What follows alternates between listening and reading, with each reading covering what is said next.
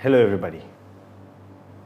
आज मैं बच्चों के साथ बात करने के लिए बैठा हूँ और मैं बात करना चाहूँगा रिलेशनशिप्स के बारे में। तो जैसे ही हम रिलेशनशिप के बारे में बात करने की कोशिश करते हैं तो सबसे पहले तो हम खुश हो जाते हैं, और हो भी क्यों ना।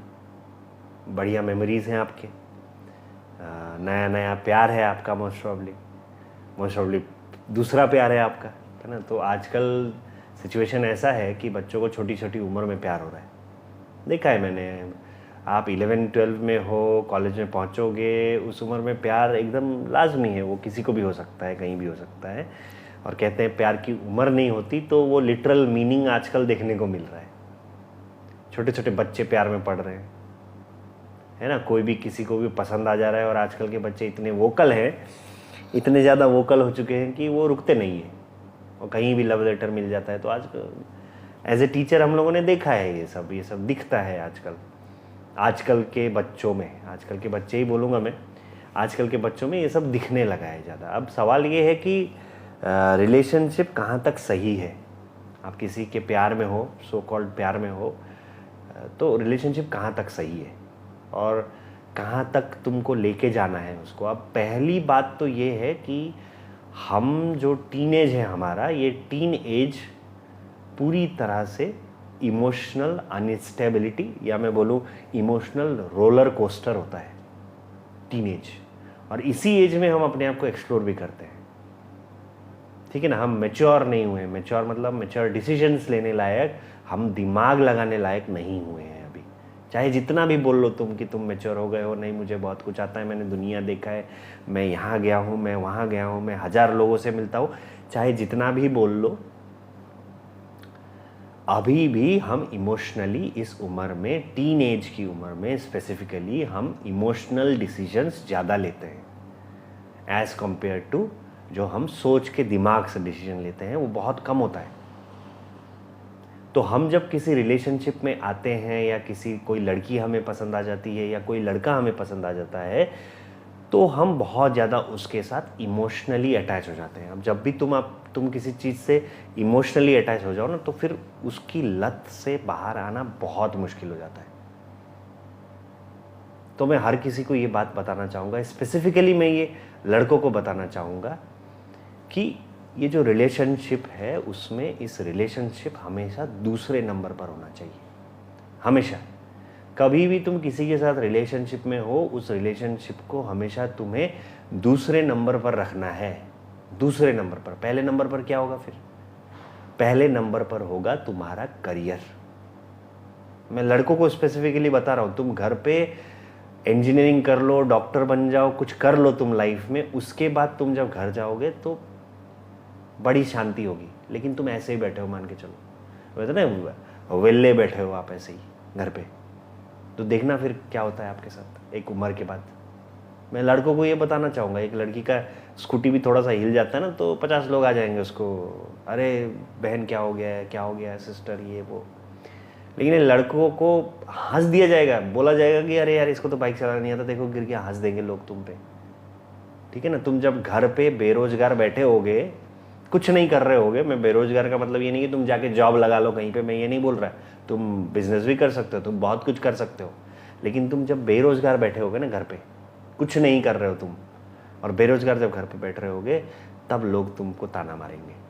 और वो क्यों हुआ, तुम बेरोजगार क्यों हुए?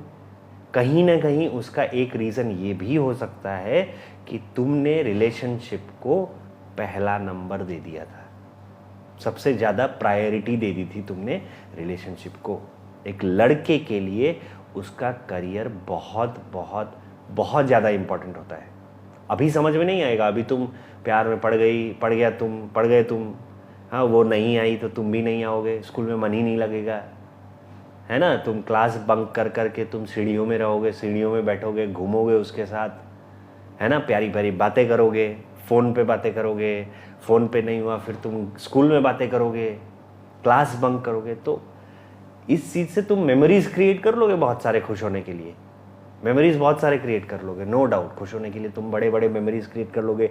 कल तुम रिग्रेट करो उस रिलेशनशिप को लेके, में भी तुम लोग आबाद हो जाओ, 10 साल एक साथ रह लिया, फिर शादी हो गई तुम्हारी, तो वो बहुत दूर की बात है। लेकिन एक लड़के के लिए करियर बहुत ज़्यादा इम्पॉर्टेंट है। तो हमेशा रिलेशनशिप को दूसरे नंबर पर रखना है, ना कि पहले नंबर पर। फिर देखो कैसे सिचुएशन ठीक होता है। और मैं तो ये लड़कियों को बोलना चाहूँगा, लड़कियां जो लड़कों के साथ रिलेशनशिप में हैं, उनको मैं ये बोलना चाहूँगा कि तुम अगर कुछ पॉजिटिव करना चाहते हो उस लड़के के साथ, पॉजिटिवली रहना चाहते हो उस लड़के के साथ, तो तुमको ये ध्यान में रखना है कि वो क्लास बंक करके तुम्हारे पास नहीं आ रहा होगा। तुमको ये ध्यान में रखना है कि वो पढ़ाई लिखाई कर रहा है कि नहीं, है ना। तुमको ये ध्यान में रखना है कि इसने जो फर्स्ट एग्जाम दिया था, दूसरे एग्जाम में ये ग्रो कर रहा है, और ग्रो अगर नहीं कर रहा है, ये डाउन कर रहा है, तो क्यों कर रहा है, ठीक है ना। उसको आपको बताना पड़ेगा। और मैं लड़कियों को ये बोलना चाहूंगा, you should always search for someone good, someone better. कोई अच्छा ढूंढो, कोई अच्छा ढूंढो जो तुम्हारे साथ पॉजिटिवली ग्रो करेगा, ना कि वो ड्राउन करेगा तुम्हारे साथ। तुम भी ड्राउन हो रहे हो, वो भी ड्राउन हो रहा है, पीपल फॉल इन लव। सबसे गलत कॉन्सेप्ट मुझे दिखता है, ये बहुत गलत कॉन्सेप्ट दिखता है। लोग प्यार में गिर नहीं सकते, ठीक है ना। इस उम्र में ये जो टीनेज है ना, इसमें अगर तुम प्यार में पड़ भी गए, नहीं पड़े तो बहुत अच्छा, वेल एंड गुड। तुम्हारे लाइफ में कोई ना कोई खूबसूरत दीपिका पादुकोण आ जाएगी, है ना। दीपिका पादुकोण नहीं आई, चलो कटरीना कैफ आ जाएगी, वो बहुत अच्छी बात है। तुम्हारे लाइफ में विकी कौशल आ गया है, तुम्हारे लाइफ में कोई आ गया, चलो आजकल के पॉप का कोई स्टार आ गया, सुगा आ गया, है ना। तुम्हारे लाइफ में आएगा डेफिनेटली। तो अगर प्यार नहीं हुआ है, किसी के चक्कर में नहीं हो तुम, तो वेल एंड गुड। लेकिन अगर हो, लेकिन तुम्हारे लाइफ का सुगा आ गया, तुम्हारे लाइफ की दीपिका पादुकोण तुम्हारे पास है, तो ये बात ध्यान में रखना कि दोनों मिलके ग्रो करो।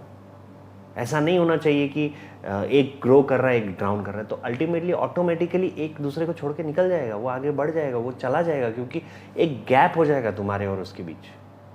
तो ये चीज़ ध्यान में रखना बहुत ज़्यादा ज़रूरी है।